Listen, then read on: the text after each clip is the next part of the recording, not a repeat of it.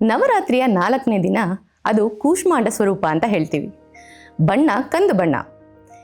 ಈ ಕೂಷ್ಮಾಂಡ ರೂಪದಲ್ಲಿ ದೇವಿ ಯಾವ ರೀತಿ ಒಂದು ಗರ್ಭಿಣಿ ಇರಬೇಕು ಅನ್ನೋದನ್ನ ಹೇಳೋದ್ರ ಜೊತೆಗೆ, ಒಂದು ಕೂಷ್ಮಾಂಡ ಅಂತಂದರೆ ನಾವು ಬೂದುಕುಂಬಳಕಾಯಿ ಅಂತ ಕೂಡ ಹೇಳ್ತೀವಿ. 5 ನಿಮಿಷ ಸತತವಾಗಿ ಬೂದುಕುಂಬಳಕಾಯಿನ ಕೈಯಲ್ಲಿ ಹಿಡ್ಕೊಳ್ಳೋಕ್ಕಾಗದೇ ಇರ್ಬೋದು, ಆದರೆ 9 ತಿಂಗಳು ಕೂಷ್ಮಾಂಡದಷ್ಟೇ ಭಾರ ಇರೋವಂಥ ಮಗುನ ಯಾವ ರೀತಿ ನಾವು ಒಂದು ಹೆಣ್ಮಕ್ಳು ಹೊತ್ತು ಹೆರ್ತೀವಿ ಅನ್ನೋದನ್ನು ಸೂಕ್ಷ್ಮವಾಗಿ ಹೇಳಿಕೊಡ್ತಾರೆ.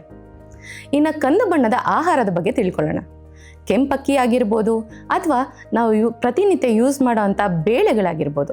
ಇದರಲ್ಲಿ ತೊಗರಿಬೇಳೆ, ಹೆಸರುಬೇಳೆ, ಯಾವುದೇ ರೀತಿಯ ಬೇಳೆ ಕಾಳುಗಳನ್ನು ನಾವು ಹೆಚ್ಚಾಗಿ ಉಪಯೋಗಿಸ್ತಾ ಬರಬೇಕು. ಕಂದು ಬಣ್ಣದಲ್ಲೇ ಇರುವಂತಹ ಬಾದಾಮಿ ಕೂಡ ಆರೋಗ್ಯಕ್ಕೆ ತುಂಬ ಒಳ್ಳೆಯದು.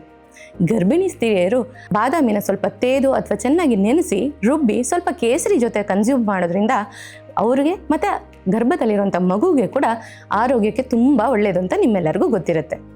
ಸೊ ಬಾದಾಮಿ, ಹಾಲು, ಕಲ್ಸಕ್ಕರೆ, ಜೇನುತುಪ್ಪ ಮತ್ತು ಕೇಸರಿ ಇದಿಷ್ಟನ್ನು ನಿಯಮಿತವಾಗಿ ಕುಡಿತಾ ಬರಬೇಕು. ಬರೀ ಗರ್ಭಿಣಿ ಸ್ತ್ರೀಯರು ಮಾತ್ರನೇ ಅಲ್ಲ, ಪ್ರತಿಯೊಬ್ಬ ಹೆಣ್ಮಕ್ಳೂ ಇದನ್ನು ಸೇವಿಸ್ಬೋದು.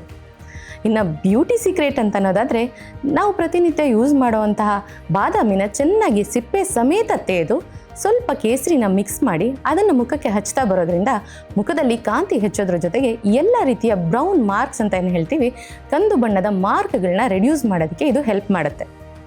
ಇನ್ನು ಕಂದು ಬಣ್ಣದಲ್ಲೇ ಇರುವಂತಹ ಖರ್ಜೂರ ಆಗಿರ್ಬೋದು ಅಥವಾ ಹನಿ ಅಂತ ಏನು ಹೇಳ್ತೀವಿ, ಜೇನುತುಪ್ಪನ ನಿಯಮಿತವಾಗಿ ಮುಖಕ್ಕೆ ಹಚ್ಬೋದು ಅಥವಾ ಬಾಡಿಗೆಲ್ಲ ನೀವು ಬಾಡಿ ಪ್ಯಾಕ್ ಆಗಿ ಕೂಡ ಯೂಸ್ ಮಾಡ್ತಾ ಬರ್ಬೋದು. ಇದರಿಂದ ಬಾಡಿ ಟ್ಯಾನ್ ಕೂಡ ರೆಡ್ಯೂಸ್ ಆಗುತ್ತೆ, ಜೊತೆಗೆ ಹೆಲ್ದಿ ಆ್ಯಂಡ್ ಗ್ಲೋಯಿಂಗ್ ಸ್ಕಿನ್ ನಿಮ್ದಾಗುತ್ತೆ. ಈ ನವರಾತ್ರಿಯಲ್ಲಿ ಇದೇ ರೀತಿ ಮತ್ತಷ್ಟು ವಿಶೇಷ ಸೌಂದರ್ಯ ಸಲಹೆಗಳನ್ನ ಕೊಡ್ತಾನೆ ಬರ್ತೀವಿ.